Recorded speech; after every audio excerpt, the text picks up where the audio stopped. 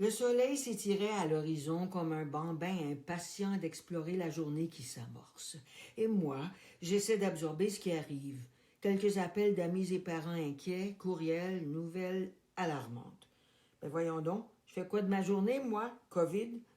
Eh ben, je m'élance vers fil, aiguille et ciseaux et vrai comme je suis là, je couds un bouton qui soupirait depuis 2 ans sur la commode en attente de retrouvailles avec une blouse achetée il y a 200 ans au moins chez Cotton Jenny, qui n'existe plus.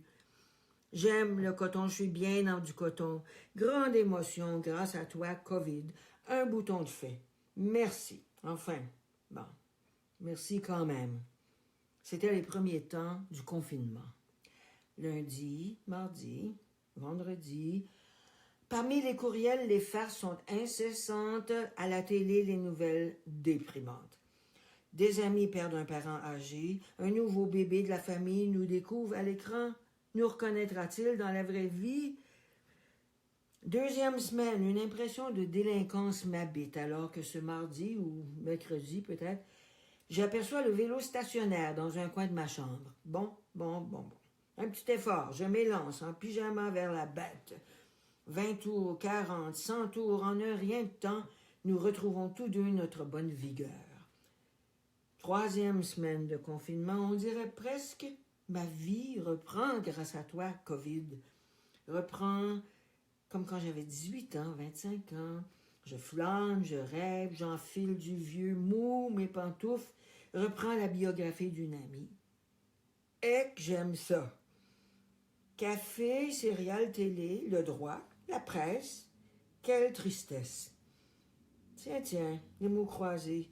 Ça me ferait peut-être du bien, moi qui les ai toujours ignorés. Deuxième café d'Istasio. Ricardo, Jeanne Benoît. Potage, risotto, saumon, moutarde, pain. Pain. Je n'ai jamais de ma vie cuisiné un pain. Demain, peut-être. 11 heures déjà. Oh boy, je m'étais promise de jouer le piano. Dépoussière le clavier, tire le banc lourd de Chopin, Gagnon, Barbara. Les mélodies s'emparent de mes doigts et voilà, oublier la cuisine. Ouais, mais toujours en arrière-plan, les données hallucinantes, les atteints, les guéris, les décédés, les vieux, comme moi, vieux, et parsemés ici et là les usines transformées sur Indicène, les efforts surdimensionnés des gouvernants, l'humanité à son meilleur, et moi qui me prépare à poursuivre un casse-tête. Ainsi, tout au long des journées et semaines, je m'invente, au gré des tentations, des craintes et souvenirs qui me taquinent l'esprit, des promenades dans mon quartier et, sans trop m'en rendre compte, je sens que je tombe en enfance. Waouh, j'aime ça. Si seulement je parvenais chaque jour à tomber en enfance, à envisager l'aurore comme une renaissance. Vieillir, ben oui, je vieillis, mais accueillir chaque réveil avec l'avidité de l'enfant. Il est écrit que nous avons le choix, aborder chaque jour comme peut-être le dernier, ou l'entreprendre comme s'il s'agissait du premier. Déplorer ses misères réelles ou soupçonnées du matin au soir et se coucher pensant qu'il n'y aura peut-être pas de lendemain, ou tarder à dormir parce que trop excité par les projets à venir. L'enfant curieux, l'adolescente parfois bougonneuse, parfois survoltée, elles vivent en moi, en nous, peu importe notre âge. Elles sont là à s'exprimer, rêver, supplier d'être entendues. Elles nous ont précédés et nous tendent la main. On leur annonce notre départ prochain ou on les accueille. Il s'agit donc de retrouver l'enfantin et non l'infantile, c'est-à-dire l'esprit de révélation, écrit Bruckner. Initier, oser, apprendre, vieillir en rajeunissant. Merci, sacré COVID. Tu m'as épargné, en tout cas pour l'instant.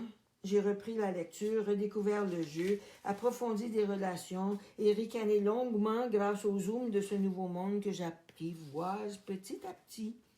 J'ai beaucoup marché, me suis amusée à concocter des plats.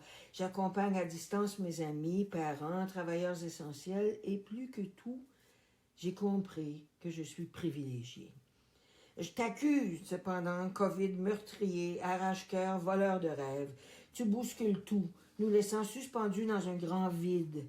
Difficile de maintenir mon regard d'enfant.